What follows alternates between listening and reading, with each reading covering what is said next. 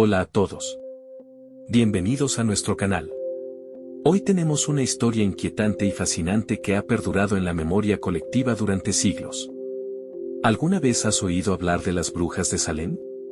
Este oscuro capítulo en la historia estadounidense está lleno de superstición, miedo y tragedia. Si te apasiona el misterio, los hechos históricos y las lecciones que podemos aprender del pasado, quédate con nosotros. Vamos a desentrañar la verdadera historia de las brujas de Salem, un relato que ha capturado la imaginación de generaciones. Pero antes de comenzar, no olvides suscribirte a nuestro canal y darle a la campanita para que no te pierdas ninguno de nuestros emocionantes videos. Contexto histórico. Para entender los juicios de Salem, primero debemos situarnos en el contexto histórico. A finales del siglo XVII, Salem era una pequeña colonia en Massachusetts, habitada principalmente por puritanos. Estos colonos tenían una visión del mundo estrictamente religiosa y puritana, donde cualquier signo de comportamiento extraño o desafiante podía interpretarse como una señal de posesión demoníaca o brujería. Además, la comunidad estaba aislada y las tensiones sociales, políticas y económicas eran comunes. La vida en la colonia era dura y llena de incertidumbres, enfermedades, guerras con tribus nativas y el constante temor de la intervención divina marcaban el día a día de los habitantes. Los primeros signos de brujería.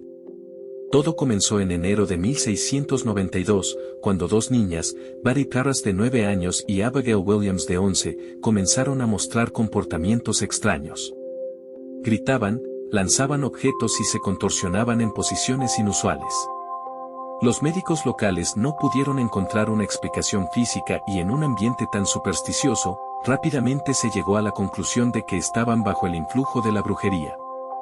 El reverendo Samuel Parras, el padre de Betty y tío de Abigail, jugó un papel crucial en los eventos que siguieron.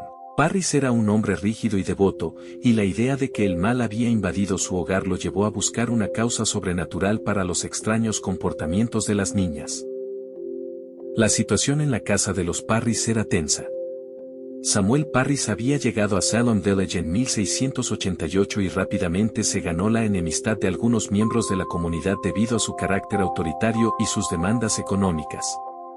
En este contexto de tensión, las aflicciones de Betty y Abigail fueron vistas como una señal de que algo mucho más siniestro estaba ocurriendo. Las primeras acusaciones. Bajo la presión de Parris y otros adultos, las niñas comenzaron a señalar a varias mujeres del pueblo como las responsables de su aflicción. Las primeras en ser acusadas fueron Tituba, una esclava del Caribe que trabajaba en la casa de los Parris, Sarah Good, una mendiga local, y Sarah Osborne, una anciana enferma que rara vez asistía a la iglesia. Tituba, en particular, era una figura vulnerable. Como esclava de origen africano o indígena, su estatus la hacía un blanco fácil. Durante su interrogatorio, Tituba confesó, posiblemente bajo coerción, haber practicado la brujería y haber tenido visiones del diablo. Su confesión fue detallada y vívida, describiendo cómo ella y otras mujeres del pueblo habían hecho pactos con el diablo y causado el sufrimiento de las niñas. Su confesión exacerbó el miedo y la paranoia, y desencadenó una serie de acusaciones que se extenderían rápidamente por toda la región. Sarah Good y Sarah Osborne, a diferencia de Tituba, negaron vehementemente las acusaciones. Sin embargo, en una comunidad donde la reputación y la conformidad eran cruciales, su negativa a ajustarse a las normas sociales las hizo sospechosas. Sarah Good era conocida por su carácter irascible y su mendicidad, mientras que Sarah Osborne había causado escándalo al vivir con un hombre fuera del matrimonio y no asistir a la iglesia. El juicio y la histeria colectiva. Los juicios comenzaron en serio en marzo de 1692. Las audiencias se llevaron a cabo en la iglesia de Salem Village, y las acusaciones comenzaron a multiplicarse. Decenas de personas, en su mayoría mujeres, fueron acusadas de practicar la brujería. Los testimonios eran a menudo basados en pruebas espectrales, donde los acusadores afirmaban haber visto el espectro o espíritu de la bruja cometiendo actos malignos. Los métodos de prueba utilizados en los juicios eran altamente cuestionables. Se recurría a la prueba del Señor, donde las acusadas debían recitar oraciones sin errores. Cualquier equivocación era vista como evidencia de brujería. Además, muchas confesiones se obtenían bajo extrema presión y tortura, lo que cuestiona la validez de dichas confesiones. Uno de los métodos más infames fue el pricking, donde se buscaban marcas del diablo en el cuerpo de la acusada. Estas marcas podían ser cualquier imperfección en la piel, y si se encontraba una, se creía que era una señal de un pacto con el diablo. Las pruebas espectrales eran especialmente problemáticas porque se basaban en experiencias subjetivas e invisibles para todos excepto el acusador. Este tipo de evidencia era prácticamente imposible de refutar y, en el contexto de la histeria, se aceptaba como prueba concluyente de culpabilidad. Además, la presión social y el temor a ser acusados llevaron a muchos a seguir la corriente y apoyar las acusaciones. La lógica detrás de estos métodos reflejaba la desesperación de una comunidad atrapada en el miedo y la superstición. El clímax de la histeria. El punto álgido de la histeria llegó en el verano de 1692. 20 personas fueron ejecutadas, 19 de ellas ahorcadas y una, Giles Corey, aplastada hasta la muerte por negarse a declararse culpable o inocente. Es importante señalar que todas las ejecuciones fueron realizadas en Gallows Hill, un lugar que se convirtió en un símbolo de los horrores de la persecución de brujas. Además de las ejecuciones, muchas más personas fueron encarceladas en condiciones deplorables, esperando su juicio. Familias enteras fueron destruidas, y el tejido social de Salem quedó gravemente dañado. El caso de Giles Corey es particularmente impactante.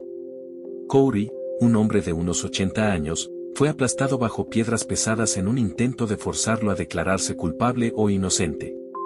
Su negativa a someterse al tribunal fue un acto de desafío y resistencia, pero también resultó en una muerte lenta y dolorosa. El declive de los juicios.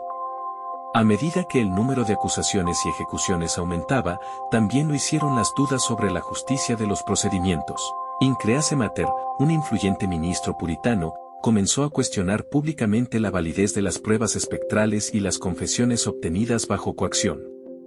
Su intervención, junto con el creciente escepticismo de otras figuras prominentes, llevó a una reevaluación de los juicios. El gobernador William Phips, influenciado por Mater y otros críticos, decidió intervenir. En octubre de 1692, ordenó la disolución del Tribunal de Oyer y Terminer, que había estado llevando a cabo los juicios, y estableció un tribunal superior que no aceptaba pruebas espectrales. Para mayo de 1693, la mayoría de los acusados restantes habían sido absueltos o indultados. Increase Mater publicó un texto titulado Cases of Conscience Concerning Evil Spirits, donde argumentaba que era mejor dejar escapar a 10 culpables que condenar a un inocente. Sus palabras resonaron en una comunidad cada vez más consciente de los errores cometidos y del sufrimiento infligido. Las consecuencias y el legado. El impacto de los juicios de Salem se sintió mucho después de que terminaron. En 1697, el juez Samuel Sewall, uno de los magistrados que presidió los juicios, publicó una confesión pública de culpa y vergüenza por su papel en las condenas. La comunidad de Salem también buscó redimir su reputación, ofreciendo compensaciones a las familias de los acusados y ejecutados. El legado de los juicios de Salem ha perdurado a lo largo de los siglos como un recordatorio de los peligros del fanatismo, la superstición y la histeria colectiva. Hoy en día, Salem es un destino turístico popular, conocido por sus museos y sitios históricos que conmemoran estos eventos oscuros. La historia de las brujas de Salem sigue siendo una advertencia sobre lo que puede suceder cuando el miedo y la irracionalidad superan la razón y la justicia. Conclusión. Este trágico episodio nos recuerda la importancia de mantener la calma y la razón en tiempos de crisis y de proteger los derechos y la dignidad de todos, independientemente de las acusaciones que puedan surgir. La lección que nos dejan las brujas de Salem es clara: debemos ser vigilantes contra la injusticia y el fanatismo en todas sus formas. Esperamos que hayas disfrutado de este viaje por la historia. Déjanos en los comentarios qué otra historia te gustaría que exploráramos. Hasta la próxima.